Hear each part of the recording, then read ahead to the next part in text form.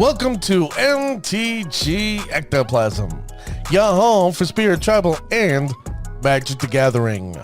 On this episode, I want to tell you who I think the top Planeswalkers are in the current modern meta. Also, a Magic YouTuber may have discovered Magic product in a questionnaire. And finally, Modern. I'm a little disappointed. Do I gotcha curious? I hope so. So let's get this episode started, shall we? Let's go.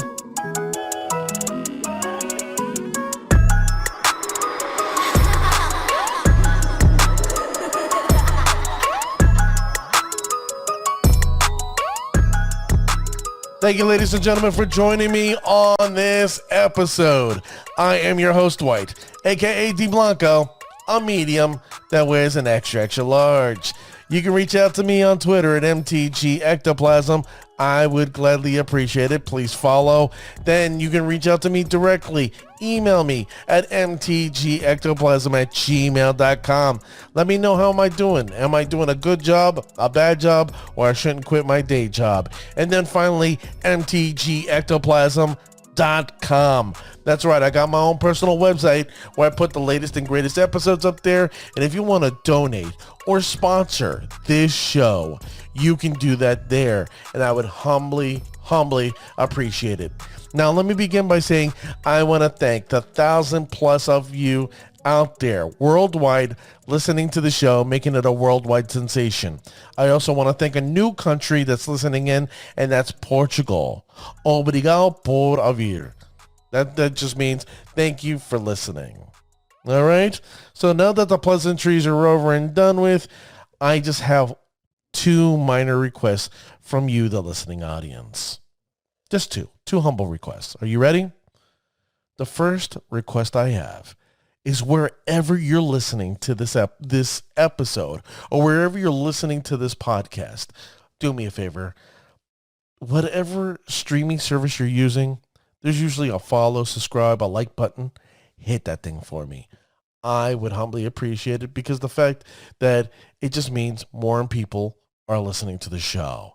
The second request I have of you is that the fact that you tell your friends, your family, whoever you play Magic with, tell them to listen to the show. Give me a shot. Tell me what you guys think. That's why I have my emails. That's why I have my Twitters. Reach out to me and tell me, what would you like to hear? What would you like me to improve on? That's what I'm here for. We're a community of Magic, and this is my voice out to the world to share my thoughts and feelings. Now, I have an announcement that in between segment 1 and 2 that I want to get into, but that's in between segment 1 and 2. So with that being said, ladies and gentlemen, it is now time. That's right, ladies and gentlemen. It is now time for segment number 1, numero uno. Now in segment number 1, in the beginning, you heard me say, I want to bring up the top Planeswalkers in the current modern meta. Now, it's kind of funny. I had to do some research. I had to go through my analytics, and then it's like, you know what? Let me see what's out there. Who's playing what? How's everything playing down? How many are these are being played? What is in the top 10? What's in the bottom 20? Yada, yada, yada. And through so much research, I came up with this, and I hope you're excited. Now, in my honorable mentions, there are 2. Here they are. In the B spot, now there's an A and B spot. In the B spot, this Planeswalker is used in Golgari Yawgmoth. And with a loyalty of 3, it is Grist the Hungertide. Grist the Hungertide of 1 generic, 1 black, and 1 green. Now, this Planeswalker was brought to us during Modern Horizons 2, and it's unique. It's different because of the fact that in the beginning sentence it says, as long as Grist the Hungertide isn't on the battlefield, it's a 1/1 creature, an insect creature, that is, in addition to other types. That's kind of crazy, ladies and gentlemen.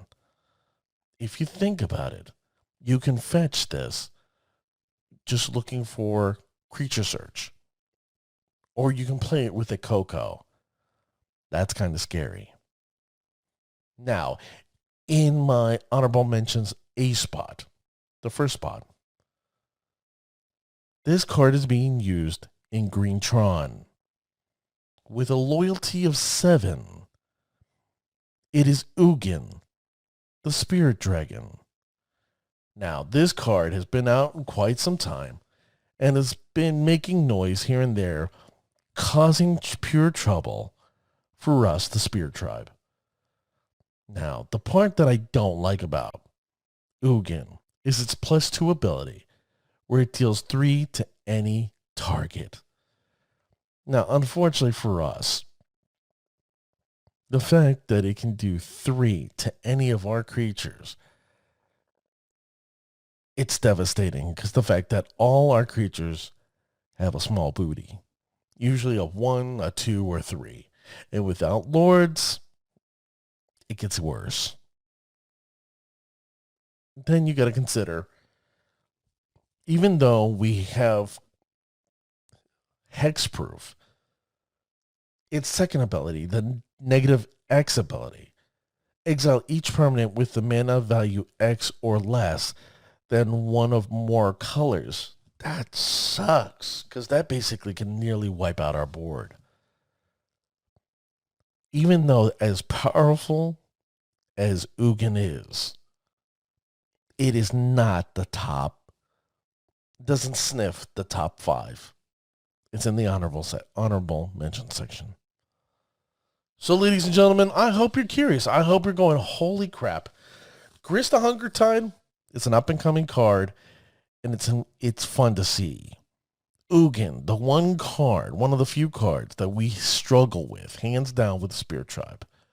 What other cards, what other Planeswalkers are there that cause nothing but pure shenanigans? And I'll tell you, one of them we've used in the past. Now, in the number 5 spot, I selected Liliana of the Veil. That's right, Lily's back, a 1 generic and 2 black with 3 loyalty. This young lady is seen and played in Orzhov Stoneblade and in some Death Shadow. Now, the problem is with this card is that in the past, it used to be the thorn in our side because the fact that it would, target player would sacrifice a creature. So even though we had creatures with hexproof, they didn't target our creatures. So the hexproof was done away with. And the fact that, they can make us discard. So if we had an answer to Lily, it screws us up. The last part of it, the -6, did nothing. But the +1 card forces us to discard. It's a problem. The -2, target player sacrifices a creature. That sucks for us. Now, fortunately, thank God, we're seeing less and less of Lily. I think, honestly, right now, Lily is not in the best position in the meta, but she's still making noise. She's still out there. And no matter what we do, unfortunately, she's going to always be around. So there you go. Lily at number 5. In the number 4 spot, Jace the Mind Sculptor. That's right, Jace the Mind Sculptor. The one card that got banned in Modern and made its way back to Modern to really piss a lot of people off. This Planeswalker, 2 generic and 2 blue, of a loyalty of 3, is now in Crashing Footfalls decks. That's right, ladies and gentlemen. The one deck that we thought we had answers with because the fact that Oh, that's right. We're using Chalice of the Void so we can answer those decks. Well, guess what they did? They decided, well, we're going to try to work around you, and we're going to use Jace the Mind Sculptor. 2 generic, 2 blue. Now, the main reason why this card is actually used in Crashing Footfalls is primarily for their 0 loyalty.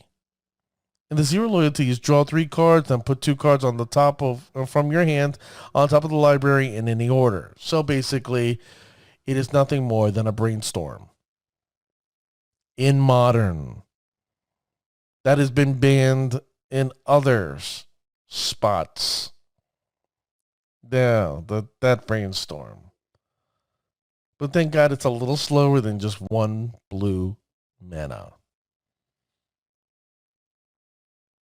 Now, the +2 ability. Look at the top cards of target player's library, or you can put it at the bottom of that person's library. Nobody cares. Nobody gives a damn. Now, one card, the one thing that may bother us, is the -1 ability, which is return target creature back to their owner's hand.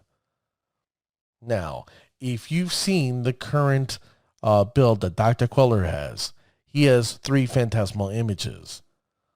Well, what sucks is if, you didn't copy a drug school captain and you don't have a drug school captain in play and they try to return it, well, unfortunately for us, that creature dies. That phantasmal image dies. But I'm making you aware that in Crashing Footfalls, Jace the Mind Sculptor is making its way, and it's being used a lot right now. That's why it's in the number 4 spot. In the number 3, I chose Karn the Great Creator.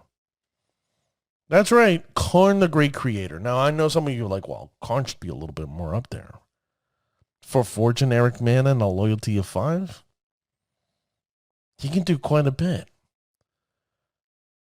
Of course, we've generally seen Karn the Great Creator in Greentron and Eldrazi-tron.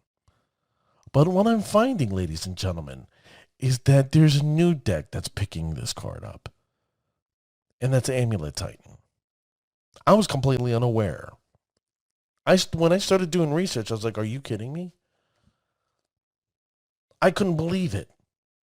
Karn and Amulet Titan. I would have never thought I'd see the day. But it's there. Now, unfortunately, the only thing I believe that it affects us is that the activated abilities or artifacts your opponents control can't be activated. So what artifacts do we use? Yeah. Now, the best part for us is that that's the only thing that affects us. Everything else, it's meh. It doesn't affect us, but it's being used a lot in the meta, and it works to their benefit.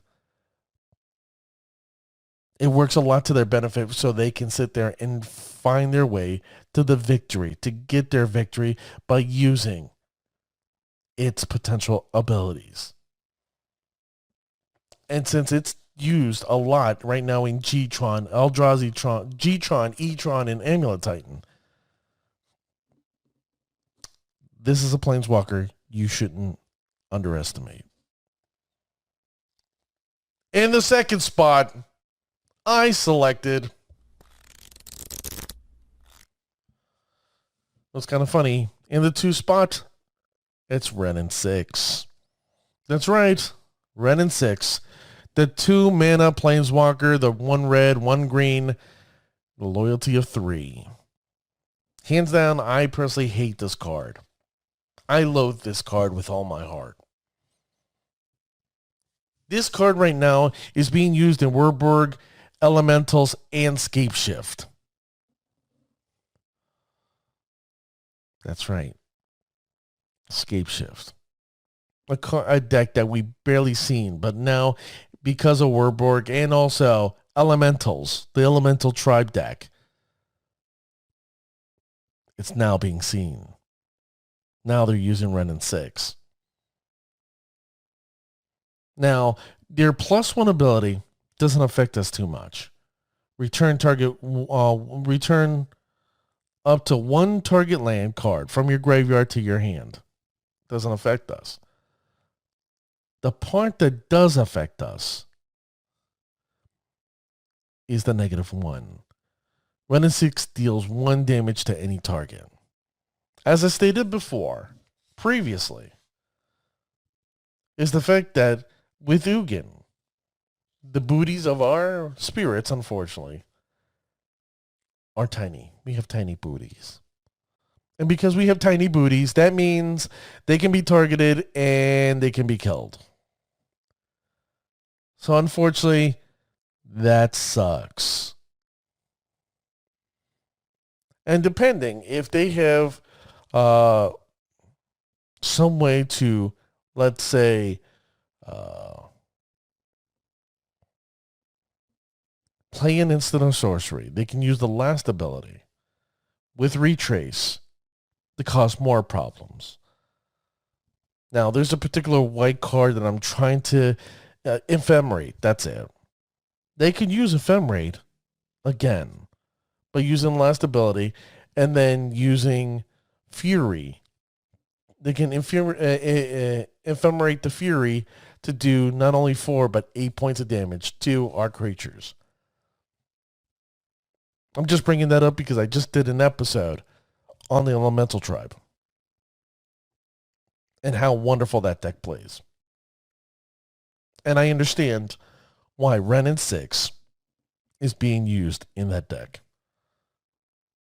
So right there, that's the second most popular and most used Planeswalker right now in Modern. In the third spot, in the final spot, in the number 1 spot, it is the one Planeswalker that is everybody just hates. And I don't know why. I actually like this Planeswalker a lot. We've used them in spirits here and there. I like him. But I don't like him when he's used against us. He has a loyalty of 4, 1 generic, 1 blue, 1 white. It's your friend, my friend, Teferi Time Raveler. Now, this Teferi is used in Control, Warborg, Elementals, and Scapeshift.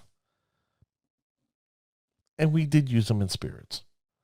And why did we use them in Spirits? Well, let's go through it. Let's go what Teferi says. Each opponent can cast spells only anytime they could cast a sorcery. So basically, flash and instants are done. Negatory. Not going to happen. With the +1, until your next turn, you may cast sorcery spells as though they had flash. That's wonderful. So my sorcery spells are flash. That's very, very nice. Thank you. Thank you very much. Now, if we were using prismatic ending, think about that, ladies and gentlemen. Prismatic ending with Teferi Time Raveler in our Spirits deck. Just throwing it out there. Sounds pretty sexy, right? Now the -3. Return up to 1 target artifact, creature, enchantment to its owner's hand. Draw a card. Now this card was used. This last ability was used. Usually primarily to return the spell queller back to our hand, so the card would disappear, and then we could recast the spell queller. It's not bad. But in recent time, I've seen some people use it to do Skyclave Apparition. And I think that's interesting. But this is a card that currently we have to be unaware. We have to be aware of. It's being used in a lot of decks. And by 4, I say us, which is potential 5, Control, Urborg, Elemental, Scapeshift, and Spirits. So you need to be aware that Teferi, our friend, may end up being one of our enemies. That's something to consider. So, ladies and gentlemen, that's segment 1, where the top Planeswalkers, I told you, honorable mentions, Grist, the Hunger Tide in my B spot, Ugin, the Spirit Dragon. Then number 5, Liliana of the Veil. Number 4, Jace the Mind Sculptor. Number 3, Karn the Great Creator. 2, Renin 6. And then 1, Teferi Time Reveler. Hope you enjoyed segment number 1.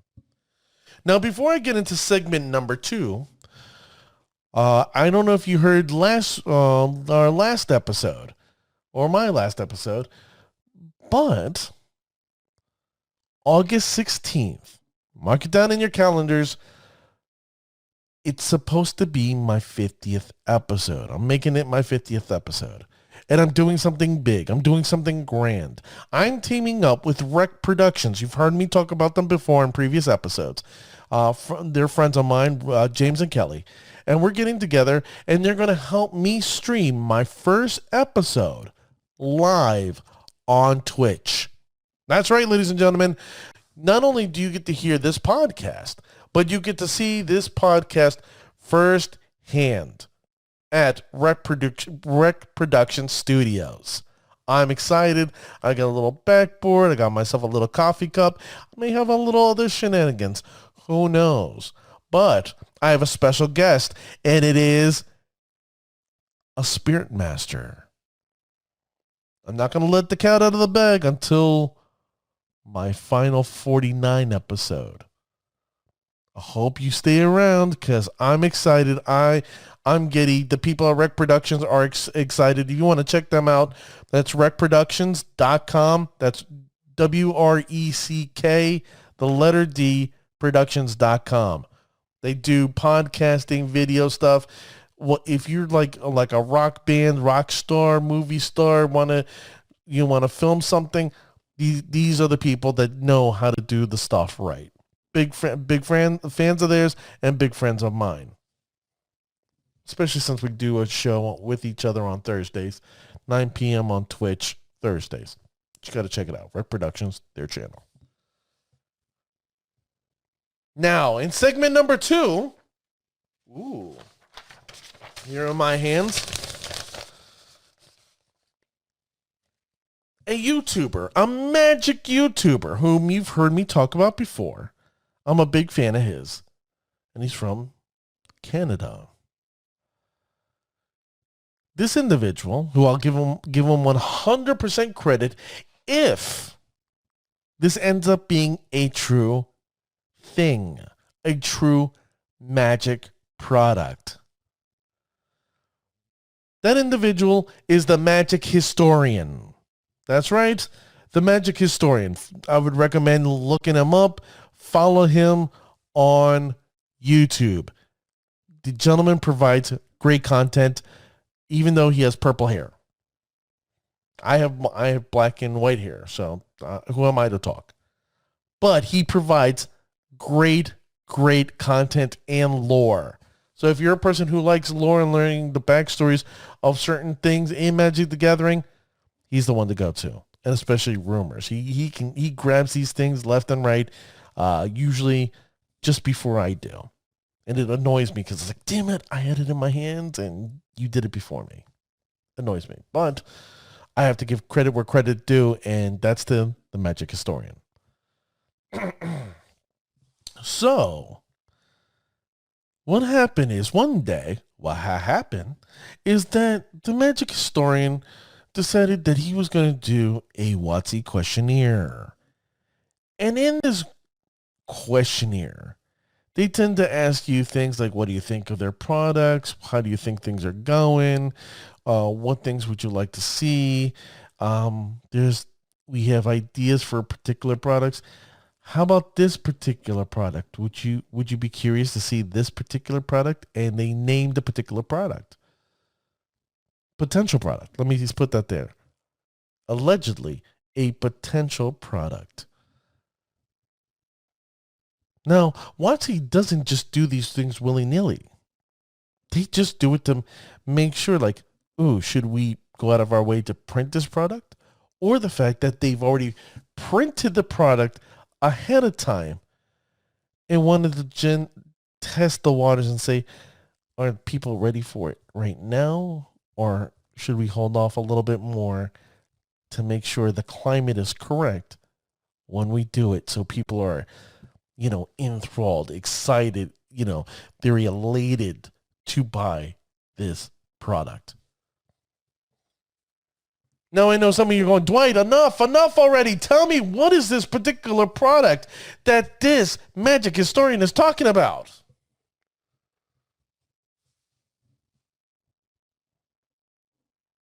It has to deal with Commander. Now, some of you are like, Commander, I don't like Commander. Or some of you are like, I love Commander. Yay, I'm a giddy boy or giddy girl. Well, it gets more interesting, ladies and gentlemen, because this is a product that I'm interested in. I'm curious about.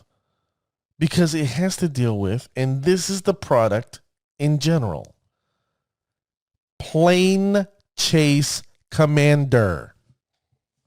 I'm going to let that sink in. Planeschase Commander. I'll give you 3 seconds. That's right, Planeschase Commander. I'm a person who loves Planeschase. I'm a giddy boy when it comes to Planeschase. I can't get enough of Planeschase. I remember the first time seeing a box of Planeschase, I bought them all. I was like Pokemon. I had to get them all. And the crazy thing is that I didn't realize how popular Planeschase ended up becoming. It became like a little side thing that you would do with your friends or events at LGSs. Now, for some of you, you're like, what the hell is Planeschase? Well, don't worry. I'm going to let you know what it is and how, potentially, the marriage of Planeschase and Commander is going to happen. Now, will it give you a happy ever after? Well, we got to wait till that product is released. But let me begin by saying Planeschase, okay, in its first form and in its true form, was a box in which they had a 60-card deck and it had 10 planes. That's right, planes, because we're like Planeswalkers. We bounce from plane to plane to plane, just doing our magical thing. Right now, we're observing Teferi.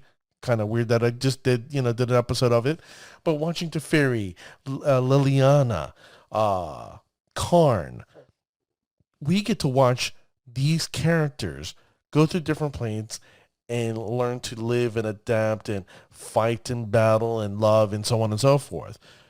We're doing the same thing, but with a 60-card deck. Now, with the 60-card deck, not only did it come with 10 planes, it also came with a 6-sided die, but there were only 2 sides that were marked. The other 4 had no marking. I know it sounds kind of weird, right? So 2 sides of the dice had markings. Now, these markings were tied with the planes. What happens is that the planes, the 10 planes that came with the deck, had a thing called chaos. And if you rolled the chaos, that plane gave you an additional ability. For example, it allowed you to draw 2 cards, and that was it. Or the fact that it gave your creature indestructible, or it made your opponent discard their hand, or it gave you more mana, or allowed you to go fishing for a basic land card and put into play untapped. Stuff like that. That's what that chaos did on that card. And if you rolled the D6 and you got that, that's what you could do.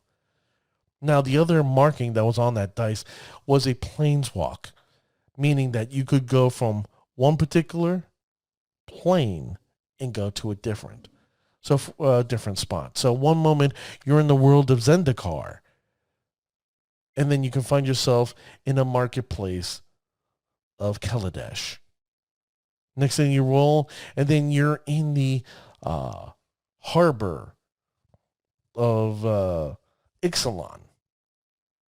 And then next moment, you're in the mountains of Wrath. Kind of weird, right? But pretty interesting. Now, how it was played is that you were supposed to take the 60 card deck and use your 10 cards, and that's how you would battle your opponent. They would have the same thing. They would have their own 60 card deck and their planes. And you would follow each other through different planes, and you would try to see who would win. Now, that's how WotC created it. Now, I, on the other hand, said, to me, it makes no sense where my opponent is a planeswalker, I'm a planeswalker, and we're on two different planes battling each other. It made no sense. It was nonsense. So I decided I'm going to take all the planes, make it one giant colossal plane, planes shift, or Planechase thing.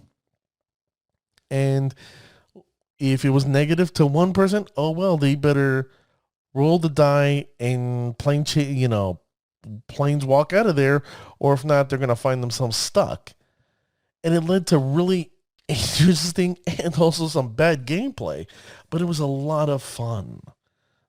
And the cool thing too is, I remember there was an event, a pre-release, and they were giving away one of these Planechase cards, free. That card ended up becoming like a $50, $60 card because the fact that you couldn't buy it anywhere. It was free. WotC just gave it out like, oh, here's a pre-release, here's your pre-release card, and here's a pre-release Planechase thing.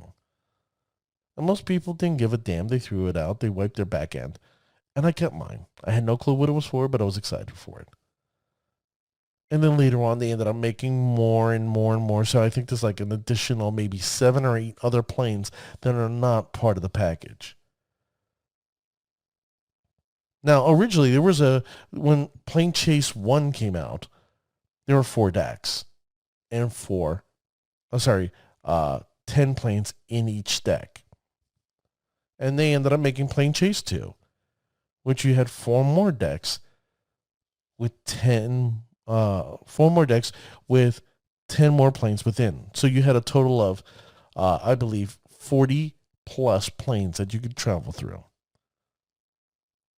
Different, right? A lot of fun.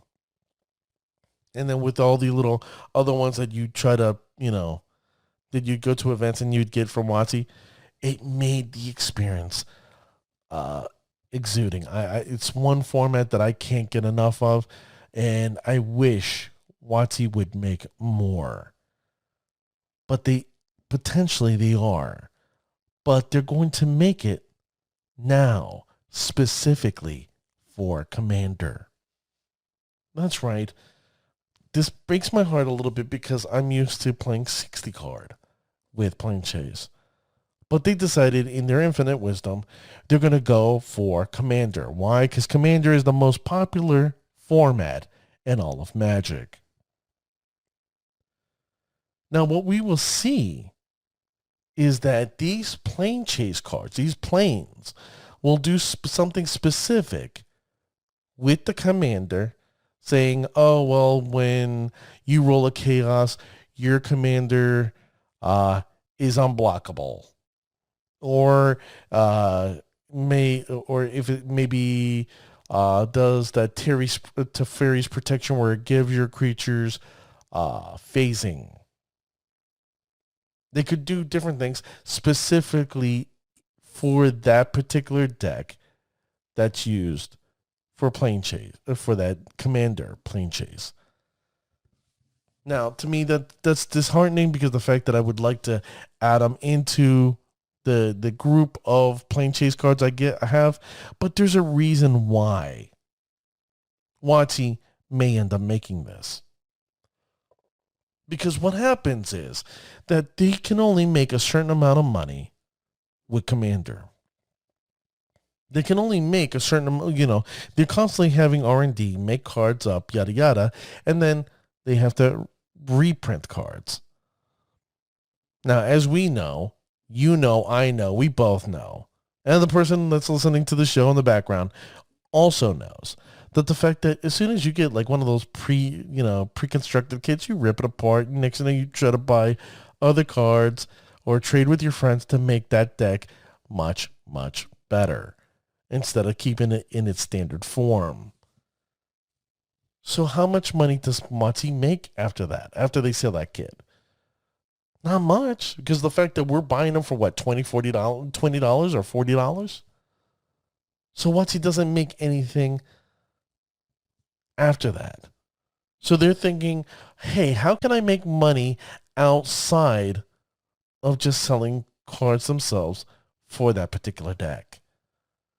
Well, let's come up with a modifier, something that's outside the game that can be used within the game. That's the reason why they're doing this, if they decide to do this. And I think it's a brilliant idea. I may not play as much Commander as my friends do. I may not have the enthusiasm as many friends or other players have for Commander. But this is a particular product that I am excited about. If there is such a thing that they potentially make a Planeschase Commander, wow. I can see this being a world of fun. So, tell me what you think. Email me at mtgectoplasm@gmail.com. Let me know. What are your thoughts? Should they make a Planeschase Commander? What do you think it'll look like? Did you have fun with the previous Planeschase, and did you do the same thing as I did? Put them in a giant lump together and battle throughout the planes and see who was the best player in your group? I would love to hear from you. mtgectoplasm@gmail.com. Let me know. So that was segment number 2. Now in segment number 3, we need to have a heart-to-heart. I did an episode a while ago called Disappointment because I was a little disappointed with the fact that how I did not like how WotC was making certain cards and really poo-pooing certain decks. Certain decks were an afterthought. And if you haven't been around, I have a friend of mine called Dr. Tom. And Dr. Tom has this unique phrasing where he states that WotC is under no obligation to make me happy. And they're right. He's 100% right. Pisses me off to say it, but he's 100% factual about it. Well, as I was doing research for this Planeswalker episode, I looked at spirits and I saw something that the first time it shocked me what happened. Since the first time, I'd say since Modern Horizons 2 was released, spirits, the spirit deck in Modern is less than 1% of the meta.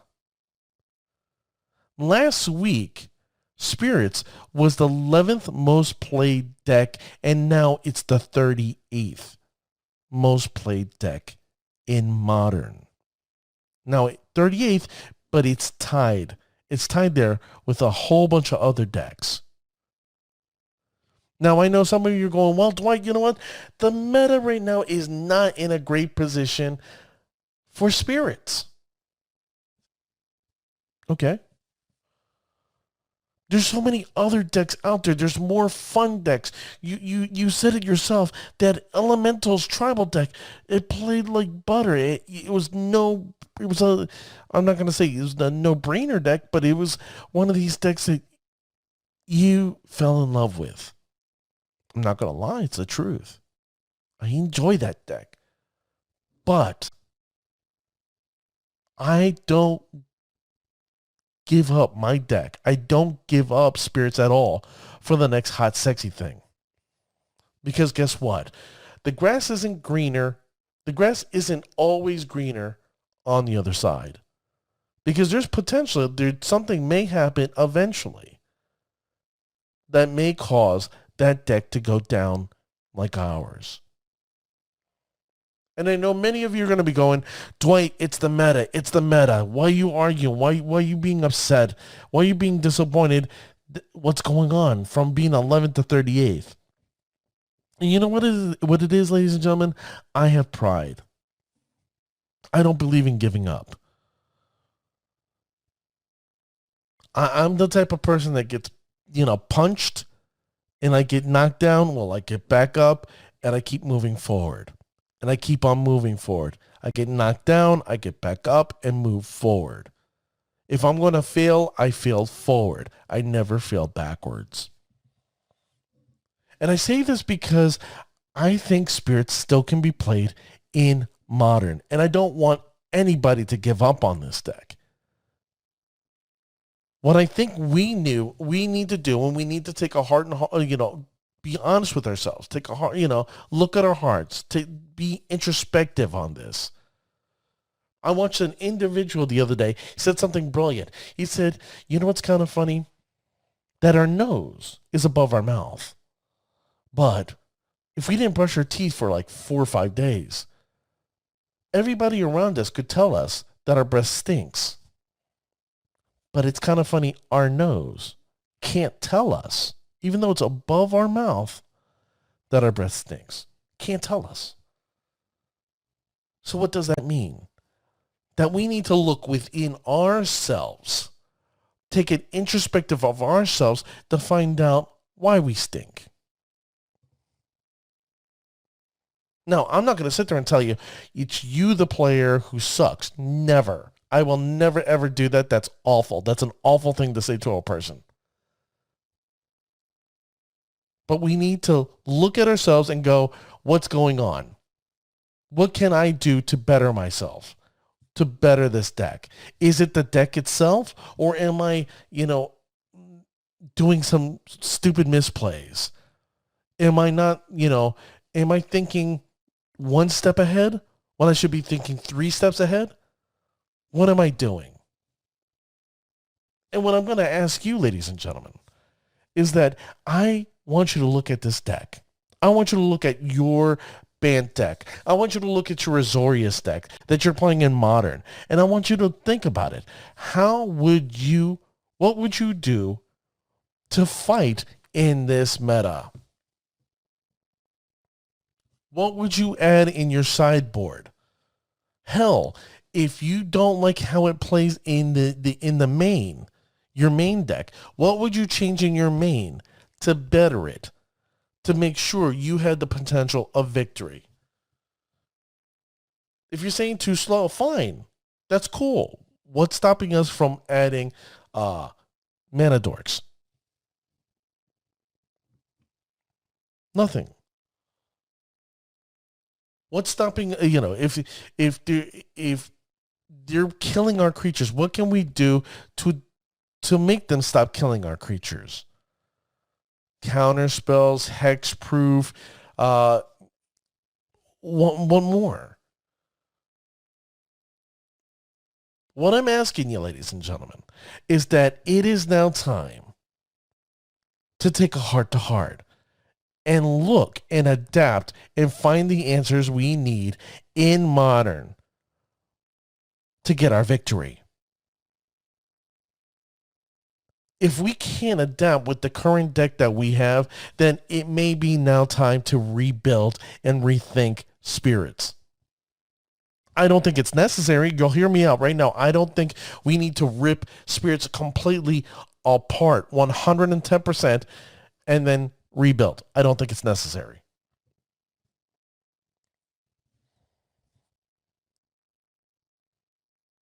But I don't think it's time to quit this deck either.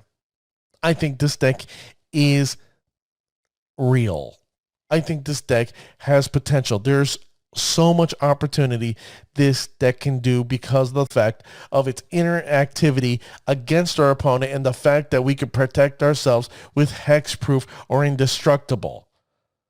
And I'd hate to see this deck being put down to the 38th spot in a meta. This deck deserves better. And I'm counting on you. I'm asking you. If I got to be your Uncle Sam and point the finger at you and go, I want you. I want you to play spirits. I want you to kick ass. And if you can't figure out what's going on, let's get to these communities. We have Reddit, damn it. We have our Discord. Why can't we make this deck top? Yeah, the meta sucks right now. Who cares? We push forward. We fail forward. That's the fun part of Magic. I don't want to be one of these people that goes, oh, I'm switching decks real quick because it's easy for me. Then were you a Spirit fan to begin with? I'm just asking. Am I wrong for asking that question? I want to believe in you, ladies and gentlemen. When I do my shout out section, it's me being your cheerleader, me going, bravo. Bravo for kicking ass. Thank you for proving Spirits is the best. Congratulations. I'm your number one fan. I pray the Lord that I never, ever become a master. I don't care to become a master or a grandmaster. All I care about, ladies and gentlemen, is the love of Magic the Gathering and pushing forth a deck that I truly enjoy playing. If you're going to label me anything, label me a specialist. Because I have specialized in this deck since the day that Drug School Captain came out, and also when Supreme Phantom actually showed its face in M19.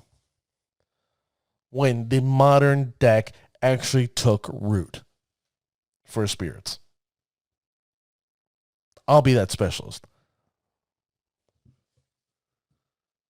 So with that being said, ladies and gentlemen, I want you to go out there this coming week, take your deck out, take the cobwebs off of it, and kick ass.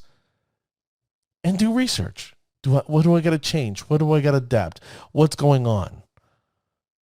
I just saw a gentleman right now who I'm going to shout out in my next shout out section who ended up going 5-0 with an Azorius build. And if that individual can do it, then why can't you? I guess I see Andre Segura, the Spirit Master, doing it. I see Dr. Queller constantly doing this. I see Remth constantly doing this. I see other players left and right doing this. You can do it too. I believe in you. Please don't give up on Spirits. Don't. And I'm going to shout you out one day. Because that's how much I believe in you. So with that, ladies and gentlemen, I want to thank you. Thank you for listening to the show.